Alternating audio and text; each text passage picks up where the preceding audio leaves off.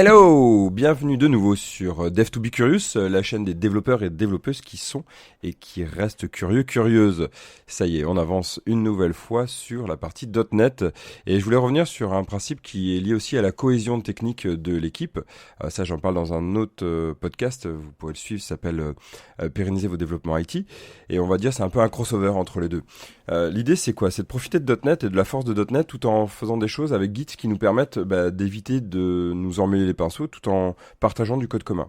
Et qui parle code commun, parle aussi de app settings et de web config. Vous savez, quand on a cette chaîne de connexion, par exemple, ou en local, en développement, eh bien, on a une base de données et peut-être même on a notre propre base de données. Et à chaque fois qu'on fait un pull, plutôt un fetch et un rebase ou merge, on récupère en fait à chaque fois la connection string qui a changé de notre collègue. Et c'est assez saoulant de le faire à chaque fois. Et puis le collègue, à chaque fois, il fait « Ah merde, excuse-moi, j'ai encore commité ». Donc on perd du temps. C'est rien, mais au bout d'un moment, et surtout dans les parties de stress, on s'énerve un peu pour rien.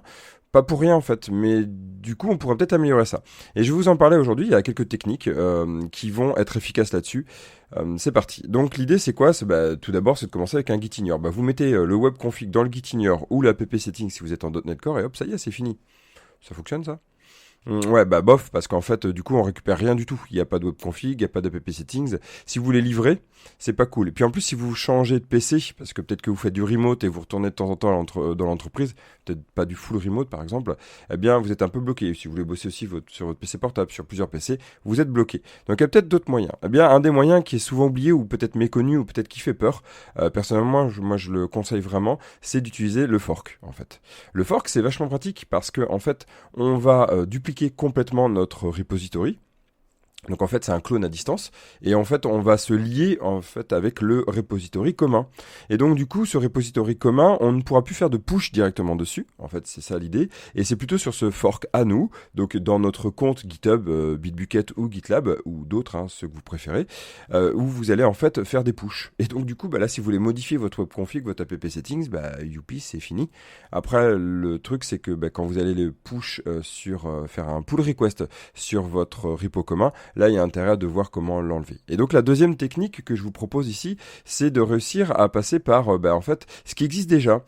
En fait, attendez, avant de ça, j'ai quand même envie de vous parler, parce que c'est quand même bien, et je vous dis, on fait un crossover, parler du pull request, merge request. Dans GitLab, ils appellent ça un merge request. Personnellement, moi, je trouve que c'est mieux. Parce qu'en fait, le pull request, c'est assez alambiqué. Parce qu'en fait, c'est depuis mon propre repo, où je fais des push, je demande à l'autre repo d'aller faire un pull. Donc, c'est mal au crâne dans l'idée. C'est pour ça que c'est assez mal connu.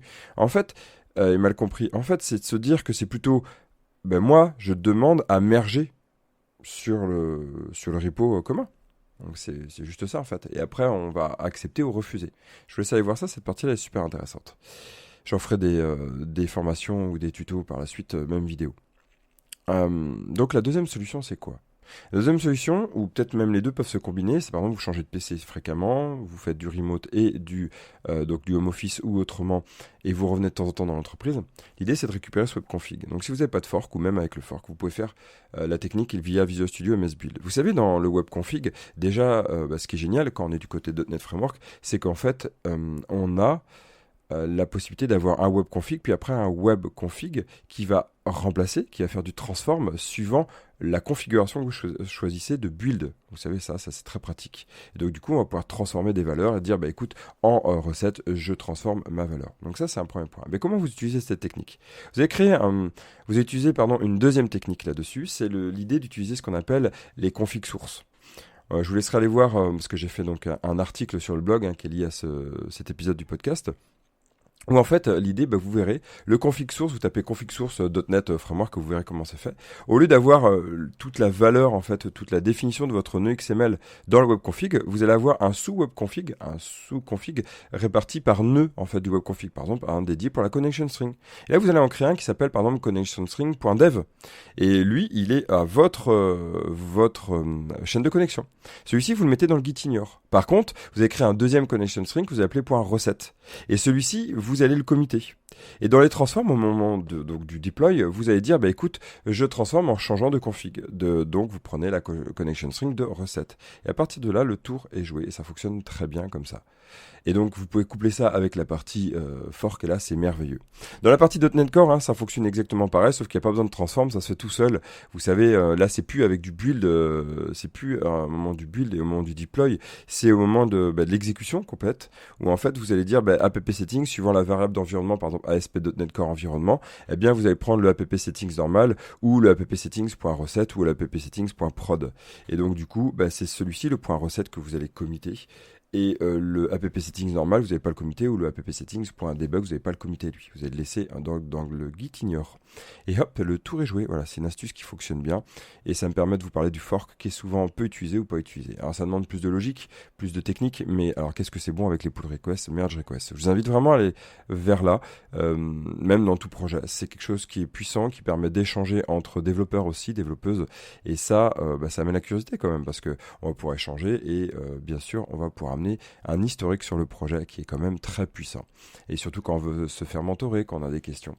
Donc en toute bienveillance, on va pouvoir échanger même à distance, surtout dans ces ères avec le Covid et donc le full remote ou au moins remote, on est tranquille. Allez, je vous dis à très vite. Bon, un peu moins vite parce qu'en fait, vous savez, je fais des podcasts, donc je fais le podcast aussi au fil de l'eau. Et donc du coup, là, j'ai pas du tout, avec tout ce que j'avais prévu cette semaine, la semaine dernière, j'ai pas du tout eu le temps de prévoir des podcasts pour la semaine prochaine. Et je pars en vacances. Donc je vous laisse pendant une semaine sans épisode et sans article. Je reviens sans article, pardon, pas sans le nombre 100. Ouais. Petite blague de merde. Je reviens donc du coup dans une semaine et demie où je vous referai un nouvel épisode. À très vite et d'ici là, codez bien ou reposez-vous bien. Ciao ciao.